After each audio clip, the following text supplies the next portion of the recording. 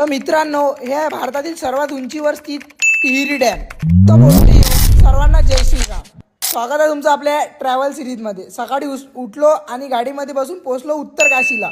इथं गेल्यानंतर मग या पुलावून गेलो. पुलही खतरनाक होता मस्तपैकी. मंदिराजवळ गेलो, विश्वनाथाच्या अंदर गेलो, पाया वगैरे लागले महादेवाचे. त्यानंतर बाहेर आलो, टिक्का लावला होता. यानं टिक्का कसा दिसते सांगा बरं आपल्याला कमेंटमध्ये. मग इथचे नजारे पाहत पाहत पुढे आल्यानंतर मग बसमध्ये गेलो तर मग आप्पा पाहिलं होते तरुण कसं दिसायचं म्हणा 10 दिवसात. मी आतला आब्बा आम्हालाही सांगा बा, आम्हाला जवान दिसा. मी बुडा झालो. त्यानंतर थोड्या वेळा मग भूक लागली होती, मॅगी वगैरे खाल्ली.